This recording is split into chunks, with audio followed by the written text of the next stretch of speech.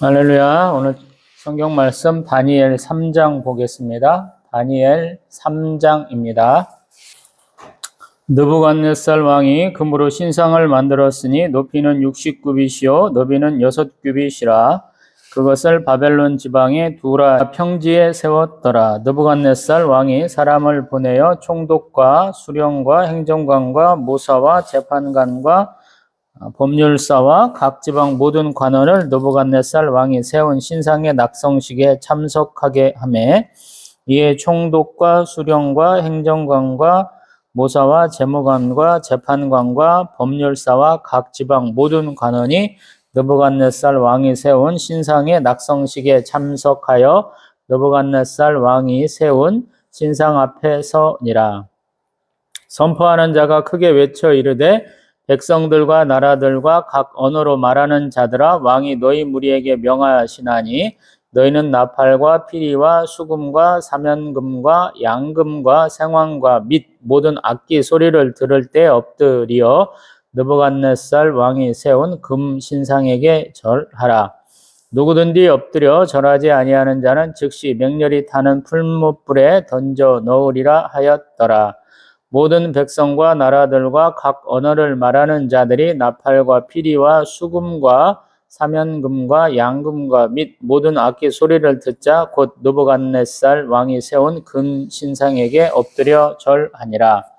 그때 어떤 갈대아 사람들이 나와 유다 사람들을 참소하니라.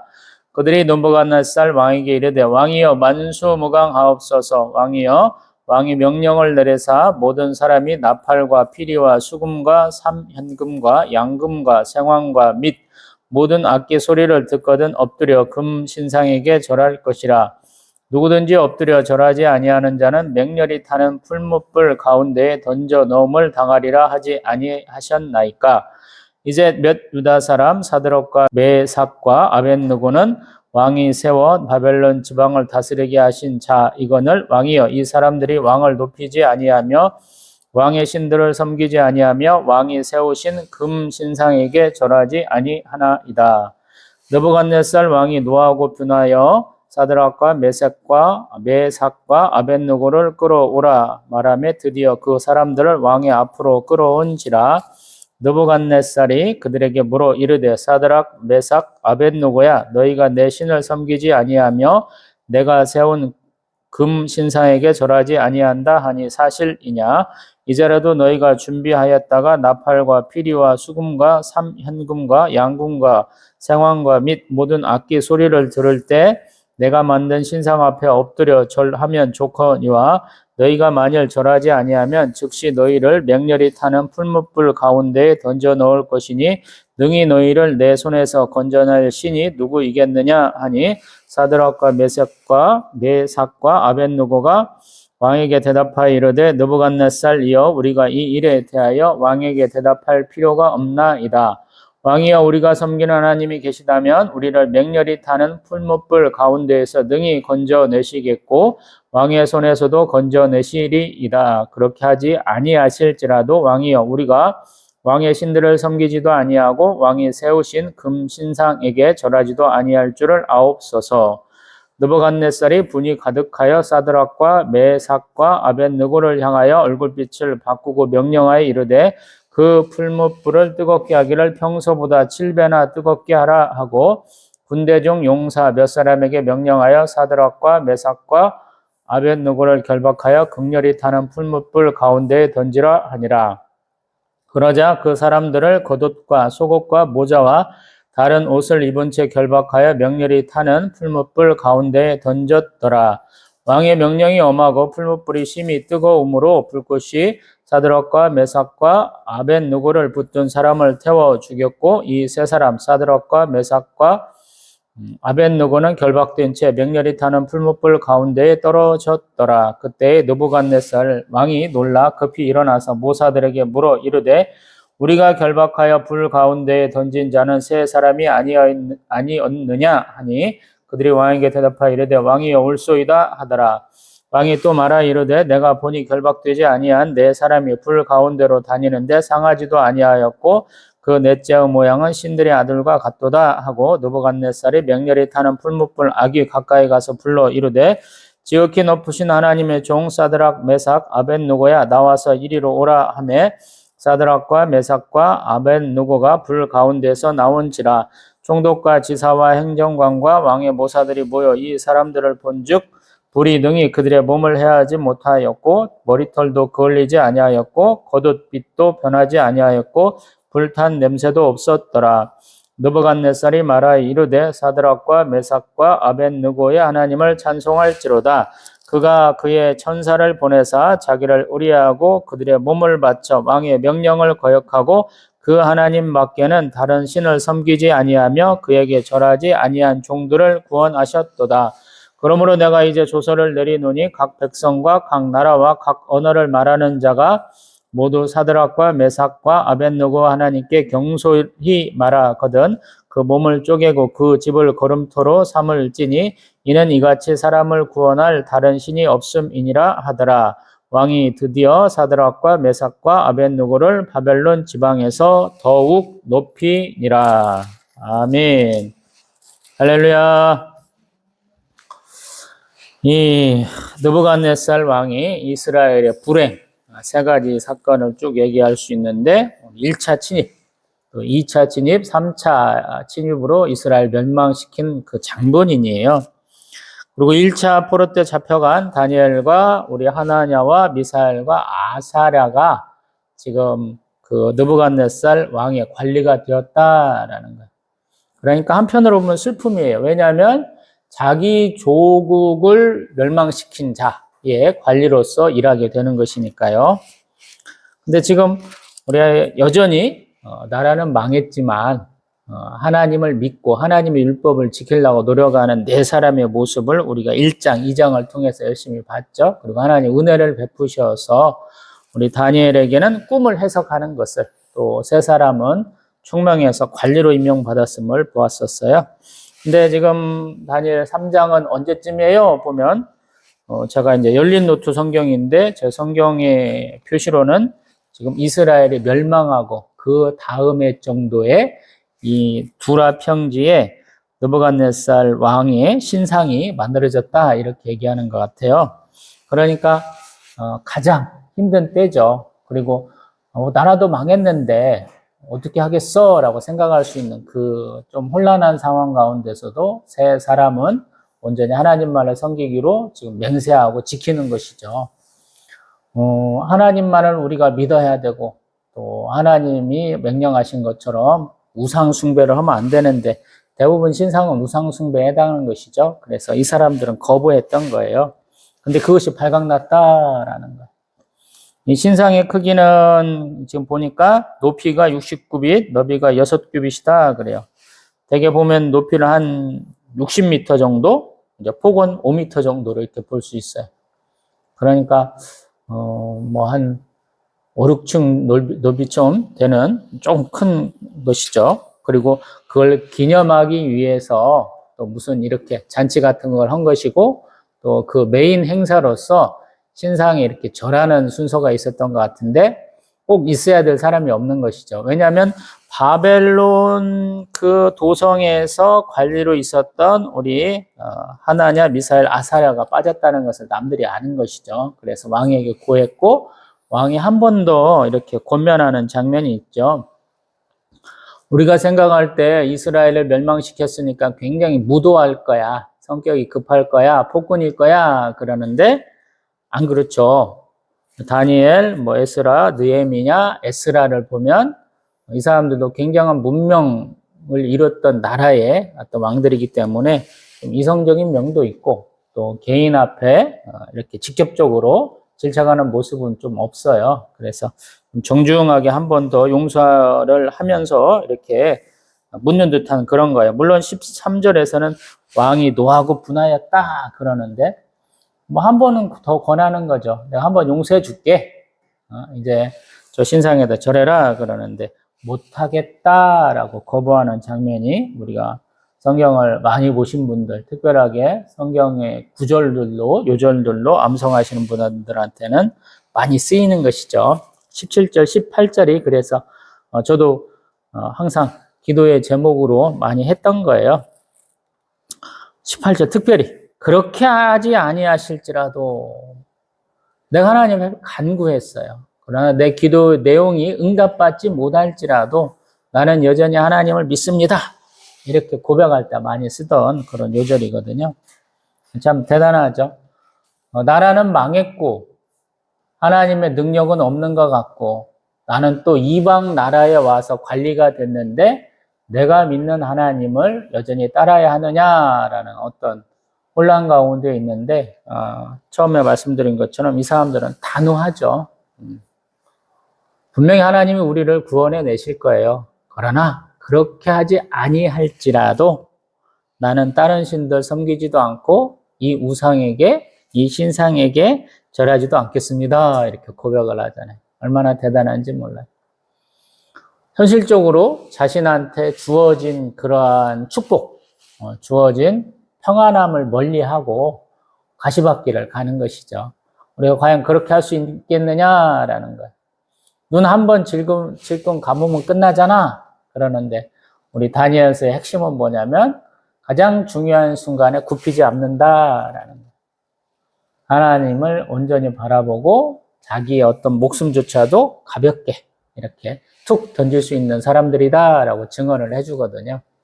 그래서 대단한 거예요. 나라는 망했는데 그 나라에서 잡혀와서 다른 나라에서 거주하는 이 4명의 사람들이 또 하나님을 신실하게 믿고 그들을 통해서 우리 바벨론 사람들, 이 느부갓네살 왕이 감동을 받는다라는 거예요. 항상 이방 나라를 침략을 해서 이기면 그 나라가 섬기던 신을 자기가 믿는 신의 하위, 더 낮은 신으로 이렇게 포섭을 하고 이런 포용을 하는 것들이 일반적인데 여기서는 그렇지 않다라는 거예요. 19절에 느부갓네살이 분이 가득하다 그래요. 왜 그러냐면 자신이 한 번 더 권면했잖아요. 협박을 했어. 풀무불에다 던져 넣었는데 풀무불도 7배나 더 하겠다 이렇게 표현을 하거든요. 근데 당당하게 거부한다라는 거예요. 그래서 더 기분이 상해서 더 이제 급박하게 하는데 얼마나 뜨거웠던지 그들을 묶어갖고 아마 던지던 사람들도 같이 거기에 빠졌던 것 같은데 그들은 불타서 죽었는데 이 세 사람은 멀쩡하더라라는 거예요. 그리고 왕의 눈에는 그 불길 가운데 한 사람이 더 있더라라는 거예요. 딴 사람들은 그 있는지 없는지도 신경도 안 쓰는데 유심히 보니까 하나가 더 있어서 이렇게 불러낸다라는 거예요. 그러면서 스스로의 입으로 고백하게 되는 것이죠. 28절에 보면 사드락과 메삭과 아벳느고 하나님을 찬송할지로다. 그가 그의 천사를 보내사 자기를 의리하고 그들의 몸을 바쳐 왕의 명령을 거역하고 그 하나님밖에는 다른 신을 섬기지 아니하며 그에게 절하지 아니한 종들을 구원하셨도다. 아멘. 이게 하나님의 역사 방식이에요. 이 다니엘서의 핵심이에요. 하나님의 존재를 모르던 자의 입을 통해서 하나님이 살아계신 하나님, 능력의 하나님이심을 천명하면서 그의 백성을 보호한다 이런 거예요. 그래서 이스라엘 백성이 포로로 잡혀갔는데도 불구하고 그 땅에서 안전히 거하다가 이제 나라가 바뀌면서 다시 귀환하게 되는 과정을 쭉 보여주고 있는 것이죠. 그래서 이게 재밌어요.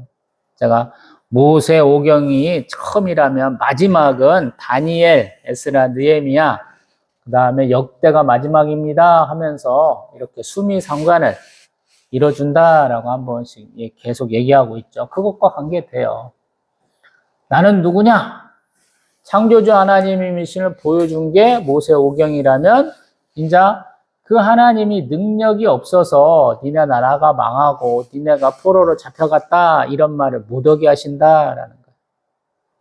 너희들이 나를 섬기지 않았으니까 이렇게 되는 거야 라고 말씀하시는 것이고 반대로 니들은 나를 안 믿고 우상숭배했지만 니들 가운데 몇몇 사람은 이렇게 하나님을 잘 믿었어. 나를 잘 믿고 따라줬기 때문에 내가 회복시켜주는 거야.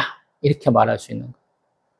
그래서 우리 마지막에는 그런 사람들의 활약이 많죠. 1차 포로 때 잡혀간 다니엘과 세 친구, 2차 포로 때 에스겔, 모르드게가 이렇게 여호야긴 왕 때 이렇게 잡혀갔고, 그 다음에 3차 포로 때는 뭐 다 죽고 잡혀가고, 또 그럼에도 불구하고 돌아온 사람들이 몇만 명이나 된다. 이렇게 표현하고 있죠. 이만큼만 놓고 봅니다. 성경을 보면서 참 어려운 게 뭐냐면, 아침에 지금은 며칠 아파갖고 겨우 찍도 또 다시 또 아파가지고 입술도 이렇게 붉히고 있는데, 그러고 이제 또 며칠을 또 쉬고 있죠. 그러면서 가만히 보는 건 뭐냐면, 성경을 급하게 볼 필요는 없겠다. 그럼 천천히 보자. 그리고 하나님이 나에게 보여주고 싶은 것이 무엇일까? 가르쳐주고 싶으신 것이 무엇일까? 항상 고민해보자. 오늘 다니엘서 3장도 그걸 얘기를 하죠. 우리는 항상 우리가 무슨 일을 하는 데 있어서 여러 사람이 연합해야 돼, 힘을 모아야 돼, 이런 얘기들은 참 많이 하거든요. 한국 사람들은 그렇게 군집성이 좋아요. 동료애가 있고 형제애가 있어서 많이 모아서 뭘 하는 걸 참 잘해요. 근데 반대로 소수의 무리로서 뭔가 일을 할 때는 아주 특별한 믿음 있는 사람들은 잘하는데 대부분의 사람은 눈 한번 질거 감는 경우가 참 많아요. 제가 들었던 예화 중에 하나가 좀 웃겼던 것 같아요. 예전에 회사 생활하시던 분들 얘기인데, 그분은 회식 가면은 그냥 술도 잘 드시고 남들 똑같이 일반인과 같이 안 믿는 사람 같이 했다라는 거예요. 그리고 나중에 그분들 이렇게 교회에선가 만나갖고 나중에 들어보니까, 당신 교회 다녔어? 나도 교회 다녔는데 이랬다는 거예요. 한국 사람들이 이렇게 좀 튀는 것을 두려워해요. 자기의 믿음을 보여줄 수 있는 기회다 이런 생각은 안 해요. 근데 우리 하나님께서는 그런 걸 꼭 시키시거든요. 수많은 무리 가운데 한 사람, 굉장히 독특한 사람들, 믿음이 좋은 한 사람들을 쓰신다라는 거예요. 오늘 뭐 한 50m짜리 신상 이렇게 세워놓고 모든 백성들, 관리들 다 모아놓고 잔치하는데 그 잔치에 그냥 찬물을 그냥 팍 쏟아버리는 역할을 이 하나냐, 미사엘, 아사랴 세 사람에게 하나님이 시키신 거라니까요. 가장 두렵잖아요. 사람이 가장 두려워하는 게 뭡니까? 사람의 입과 눈이에요. 어떤 면에서는 보면. 남들의 그 눈빛에 사람들이 많이 죽어요. 기가 죽어요. 그 다음에 그 말 가운데 그냥 자신이 쪼그라드는 것을 많이 보게 됩니다. 근데 그것을 이겨낸 세 사람이다라고 하나님 보여주시는 거예요. 그것도 하나님께 무슨 복을 많이 받았습니다. 이런 얘기 안 하잖아요. 우리 모세오경에서 말하는 복은, 아브라함의 축복은 항상 땅과 자손이다 그러잖아요. 이 사람들 그 얘기 없잖아요. 포로로 잡혀간 바벨론 땅에서 관리로 일하기는 있지만 자기의 생존이나 자기의 가정을 이루었다 하는 얘기가 지금 없거든요. 그러한 가운데 이 사람들이 보여주는 거예요. 꼭 우리 요셉이 보디발의 집에 이렇게 잡혀가가지고 만사가 형통했다 그러는데 되는 일이 하나도 없잖아요. 겨우 살아서 목숨만 구해가지고 계속 저 밑으로 내려가는 그런 장면들이 있잖아요. 근데 하나님은 만사 형통하다 이런 표현을 하게 하시거든요. 여기도 똑같거든. 자기 한 몸 겨우 건사하는 수준에서 끝나는 이 사람들에게 이제 그것도 안 되는 상황을 만들어 주신 거예요. 근데 이 사람들은 당당하게 그 자리, 자기의 고난과 자기의 죽음의 장소를 영광의 장소로, 영광의 자리로 바꾸는 것을 보여주는 것이죠. 그래서 우리 기독교는 누군가는 그런 얘기를 해요. 피를 먹고 자라는 종교다고. 순교해야 빛나는 종교라고 그렇게 얘기를 해요. 어느 종교가 그렇게 하지 않겠습니까마는 기독교는 특별하게 더 그렇죠. 많은 분들이 순교의 각오로 살아야 하나님 영광 받는다라는 것을 모르시는 것 같아요. 저는 이렇게 목회자의 길, 교역자의 길을 가려고 한일장신대를 다녔었어요. 학사학위를 마치려고. 근데 그 편입하러 가다 보면 전주 교대 옆을 지나가게 되고 그 앞에 산이 하나 있어요. 그게 뭐냐면 천주교 성지예요. 그래서 순교자의 성지가 있는 줄을 제가 처음 알았어요. 하나님은 아침마다 왜 이렇게 일주일에 한 5일쯤 학교를 왔다리 갔다 했는데 왜 이거를 바라보면서 가게 하실까라고 제가 아침마다 한 번씩 고민했던 적이 있어요. 내가 가는 이 교육자의 길, 신학의 길이 사실은 나에게 순교의 길이 아닌가 하고 항상 고민했거든요. 근데 지금 거의 비슷해져 가는 것 같아요. 좋은 교회에 좋은 자리 하나님이 다 비껴가게 하시고 내가 가야 할 길을 가게 하신다 이런 생각이 들어요. 능력 있는 교수님들한테 잘 보여가지고 좋은 교회에 갈 뻔했는데 항상 하나님은 그걸 자르시더라고요. 꼭 비껴가요. 그래서 이건 내가 하는 길이 아닌가 봐. 그래서 처음 꿈꿨던 것처럼 교회 개척했고 지금도 이렇게 가정교회 하고 있는 것이죠. 그러면서 느끼는 건 뭐냐면 나는 오늘 제가 가끔씩 기도했다라고는 하나님이 내가 교회를 개척하고 부흥하게 하지 아니하실지라도 내가 하나님 믿고 하나님 말씀 내에 순종해서 살겠느냐라고 질문할 때가 있어요. 항상 할렐루야 아멘이죠. 제 이 십자가 얘기 어쩌다 한 번씩 하는데 반복적으로 하는데 이거를 선물해 준 그 전도사님, 지금 목사님 되셨겠지만 그분이 왜 이걸 생겼을까 한 번 더 생각을 해봐요. 사모님 먼저 신학하시고 자신은 뒤따라서 이렇게 신학하시는데 내가 왜 그 자리에 가가지고 나는 영어 영문화가 있고 다른 사람들은 다 신학가야. 이상하게 나는 그렇게 엮어주더라고요. 신대원 간다고 그러니까 많이 그 모임에 껴줬어요. 그래서 신학과도 아닌데 그분들은 어떻게 사는가 어떻게 준비하는가 좀 엿보게 해주시더라고요. 그래서 선물 받았고 가끔씩 이걸 이렇게 고민해 보는 거죠. 작년이에요. 재작년부터 이렇게 목걸이를 걸고 다니게 됐죠. 야, 내가 각오가 많이 떨어졌는갑다. 이거 달고 다니자. 그래서 평상시에도 맨날 목걸이 이렇게 하고 다니죠. 봄, 여름, 가을, 겨울. 그러면서 나는 누구를 섬기는 자이냐? 하나님 섬기는 자죠. 어떤 분은 이렇게 목숨 걸고 수많은 사람 앞에서 하나님의 뜻대로 살고자 노력해서 이렇게 하나님께 영광이 되는데 또 사람들에게는 또 이렇게 모범을 보여주는데 나는 그렇게 할 수 있겠느냐라는 거. 나는 목숨 안 걸어도 되잖아요. 튀지 않아도 그냥 내 자리만 지키면 되잖아요. 얼마나 감사해. 그래서 하나님은 우리가 처한 그 환경에 따라서 우리에게 맡겨진 이렇게 역할들을 감당하게 하시는 거예요. 그래서 성경에 있는 분들이 굉장히 대단한 분들이에요. 특별히 다니엘서에 나오는 내부는 너무너무 당연해요. 우리가 말할 필요도 없이 재고의 여지 없이 대단하신 분들이죠. 왜냐하면 아무도 안 봐. 아무도 안 보는 가운데서 생활하는 것은 조금 방탕해지기 마련이에요. 중국으로 보따리상 당일 때 제가 단동에서 혼자 이렇게 머물 기간이 한 일주일 정도 있었어요. 아는 사람이 한 명도 없잖아. 10억도 더 나눈 사람 중에 내가 아는 사람이 하나도 없잖아요. 그때 제가 한 일 중에 하나는 일생 중에 처음으로 노랗게 머리 한번 물들여 본 거예요. 군대 제대하고 30대 좀 앞두고 있을 때 한번 그렇게 해봤던 것 같아요. 자유롭게. 그렇게 좀 새롭게 하고 싶어 하거든요. 이 사람들도 마찬가지일 거예요.